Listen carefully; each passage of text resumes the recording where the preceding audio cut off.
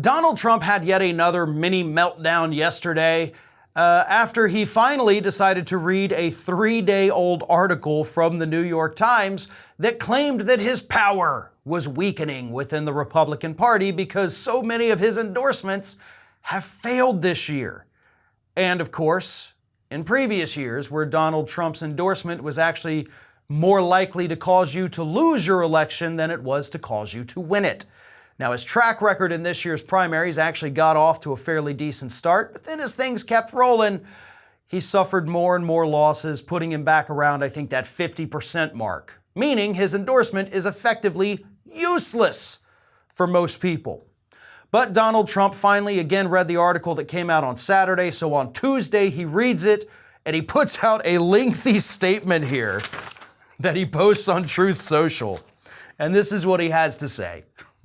Incredible how the New York Times just never gives up. One of their third-rate columnists wrote a story on Saturday saying that despite almost universal victories in every major race, Trump may be losing his power.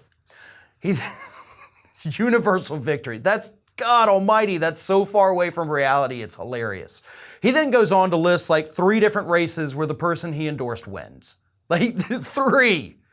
So he continues, there are far too many races to discuss on our Truth Social platform, which in my opinion is far better than Twitter. But just like the New York Times got a Pulitzer Prize for reporting on the Russia hoax, only to since report that the story was a fake, it was a made-up fairy tale of zero truth or consequence. No, they didn't. Their story about my possible weakening power is fake news. That doesn't mention any of these recent victories. P.S. The Times should give up its manufactured Pulitzer Prize for reporting on Russia, which was the exact opposite of the facts. They got it all wrong. The only thing they should get a Pulitzer Prize for is writing fake news. Likewise, the Washington Post.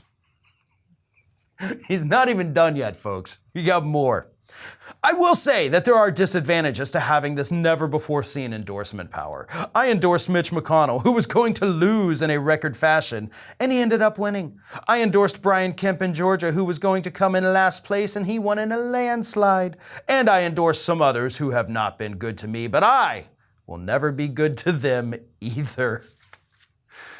He is so deluded by his own narcissism that he can't look at basic statistics, and he thinks that we're so stupid we can't look at basic statistics. Like I've said, a Trump endorsement actually makes it more likely that you will lose your race than win it. Statistically, the people that he endorses lose their race more often than not. And when Trump issues that endorsement, it actually creates the opposite effect and causes the opponent, whether it's a Republican primary opponent or a Democratic opponent in a general, it causes them to raise more money than the person that Donald Trump just endorsed majority of the time. So no, you do not have some kind of unprecedented endorsement power. What you've got is an overblown ego and an aversion to reality that makes it impossible for you to see what's really happening in these races where you have endorsed some of the worst people in this country to ever run for office. And I expect you're facing a big humiliation by the time November rolls around. This is Hattie.